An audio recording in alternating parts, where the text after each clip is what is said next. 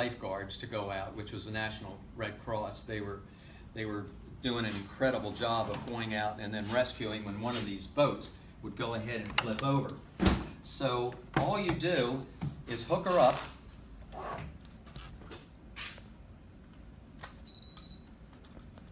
turn this little transmitter on, pull that out, and she is engaged.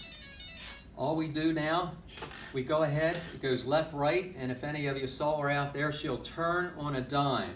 Pull the trigger, and she goes. So it's not in water right now. She operates in as much as 6 inches of water, and she can just, hello, that's all she needs. She is a jet ski on steroids, that's what everyone says. How fast can she go? Up to 40 miles an hour, depending on what the conditions are. She'll stop on a dime. The front of it, especially when you're going into violent situations like running into rocks and whatnot, you can't hurt Emily. You can't damage Emily. It's almost impossible to do that. That's why it's made of Kevlar. So the boat's been designed so that it can handle almost any conditions. Anybody want to ask me any questions? You guys have any thoughts as far as problems or anything? Yes, sir. You had showed us this at one of the last reunions, and so is this an upgraded model, or is it the same model? Same exact model. Same, okay. Yeah, same exact model. And then how many more organizations are using it now than back then? We have a great question, and let me give you some of the examples. We're selling it worldwide. We have over 40 countries that are now using Emily. Remember the big tsunami that we had, and it was the one that was mostly affected was Indonesia. Indonesia heard about Emily after all those people were killed. They came to us, they tested Emily, and they bought 120 of them. So they were satisfied, virtually no problems. I mean, it's great. South Korea uses Emily, and they've bought over 100 of them for patrol boats. Of course, they have North Korea right there, so they go and use Emily as a rescue. It's in every single one of their boats as a rescue vehicle. The Navy, by the way, in every one of their fire ships uses Emily. NOAA, as an example, NOAA found out about Emily, and what they typically do, they fly a plane into a hurricane. Amazing. Have you ever seen them fly one of the planes into the hurricanes? It can go up to 200-mile-an-hour winds. Well, it's super expensive for them to go ahead, and what they do, they collect all that data. So they come back in after they've recorded all their information. They come back in. It cost a minimum of $100,000 to upgrade one of those planes. Well, what they found is we have a modified Emily. It's another 8 inches long. It operates by petrol again and a battery, if just simply for backup. They go ahead and know a hurricane's coming, and they drop it off of a ship or off of a helicopter and send Emily into the hurricane. And Emily goes out there, and she can be flipped over 100 times. She always, every single time, almost instantly rights herself. But she collects all the data that typically the plane's flying into it. So it's a real low-cost operation to have an Emily in there as compared to flying a plane into a hurricane. So how many different agencies are using? If you give me your card, I'll send you a copy of the different agencies. We have Korea. The one I was against was China. China's gone ahead and bought them. And the reason why I was against that, and I have no say in that whatsoever, is because China copies everything. And so far, we have great patents on it, but I just always thought Japan, England, France, even Mark. Mark now has, by the way, taken Emily to, where did you take Emily? Brazil. Brazil, excuse me. took Emily to Brazil. Now imagine this. The Brazil has lifeguards like we do, but they're not like our lifeguards. They're all military. And every year they have, and correct me if I'm wrong, they have over 7,000 drownings a year in Brazil. Brazil is in an economic, unbelievable, troubled country right now. So what Mark did on his own is that Mark encouraged their Colonel Colonel Andrade. Andrade to come back and learn, and Butch was kind enough to allow him to come in and to work with our beach patrol for a week. He heads a large section of the Brazil 350 beach patrol. miles, the beachfront. How many miles? 350 miles. 350 miles, imagine that. So what Butch was doing was teaching him for an entire week. Mark brought in an interpreter for the entire time that they were there. I don't know how that worked as far as the interpreter, but apparently he got the understanding. And what we're trying to do is implement Emily into that environment as far as to get on their patrols. Another thing that has been very successful. Now imagine this. Out in the ocean, we can't see any here, but out in the ocean we have all these oil platforms. They are, most of them are 100, 200, 300 miles out in the middle of the ocean. Those guys work 12 hours on, 12 hours off.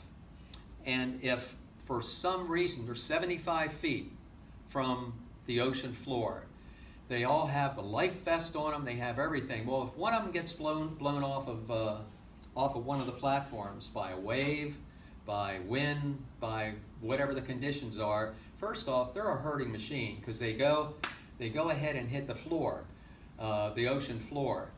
It takes them on an average of 20 minutes to try to go out and rescue that guy because they have boats. They blow the horns on top of the platforms. All the guys run. They might be on this deck, that deck. They run. They get into the boat. The boat's lowered down. We can take Emily and literally throw Emily off the side. If the wind conditions are so violent, and I'm talking about the Emily that we're looking at right here, throw it right off the side and Emily will go and you guide it down to Emily. Or what we've now done is that every one of those guys who will be using Emily's, they have a collar pin. It's a receiver pin. They're required to use it. What's to do?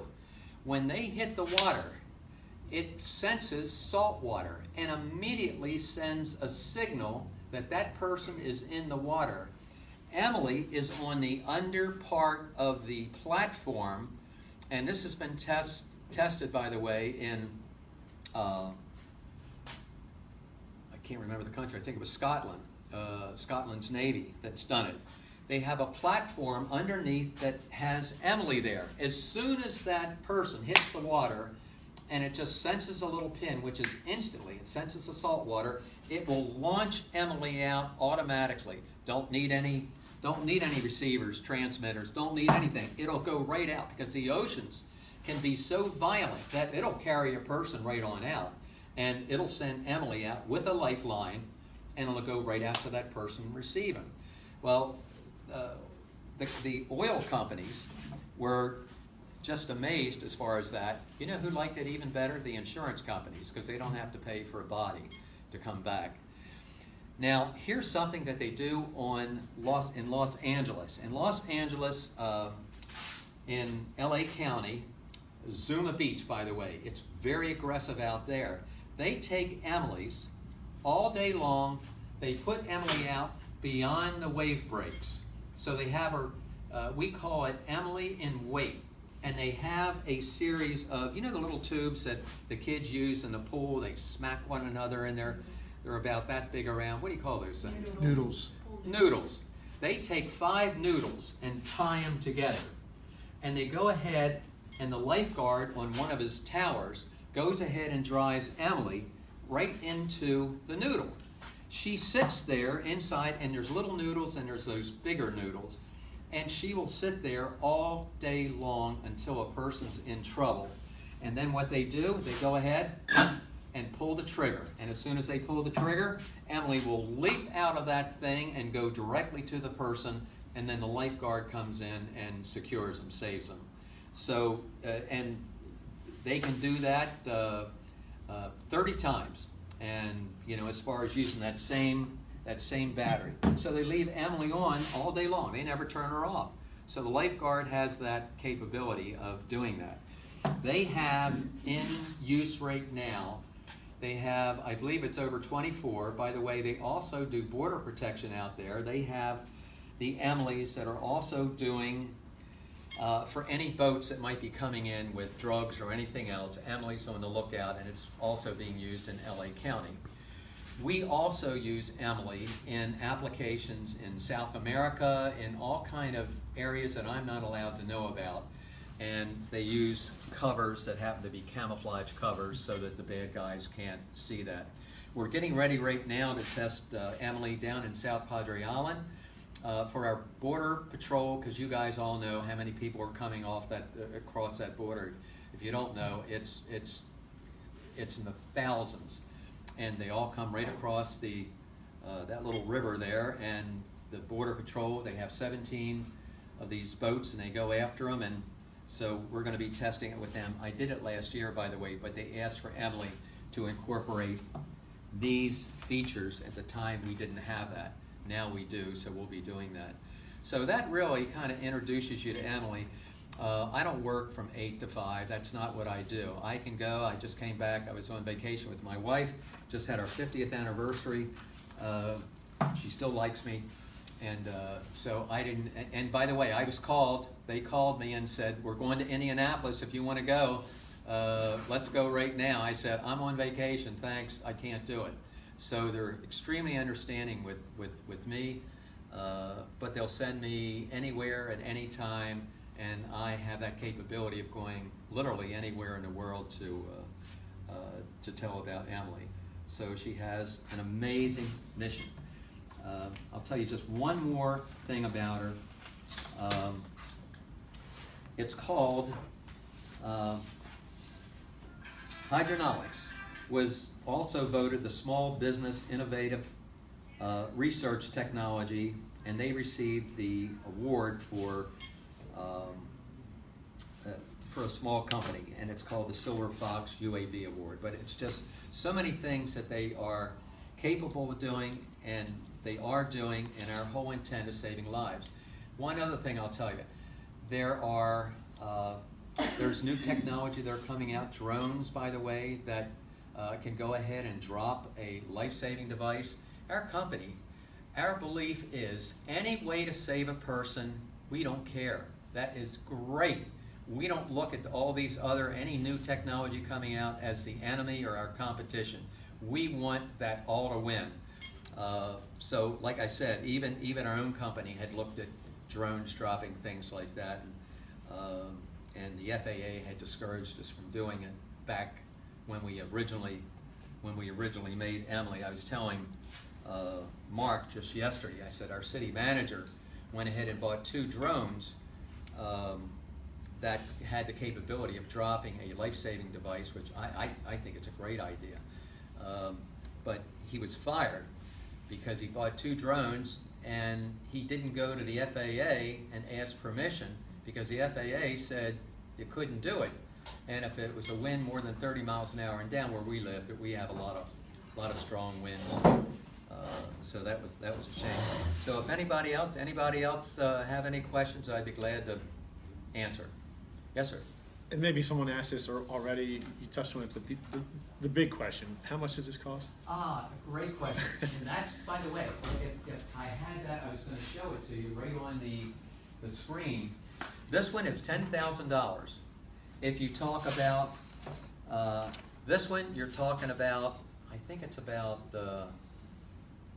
$14,000, right in that neighborhood. Or we have what's called Sonar Emily. Sonar Emily has side sonar capability, and that's $27,000. Now, what is it about the sonar? Sonar goes and looks for bodies. And let's say you lost a person out here.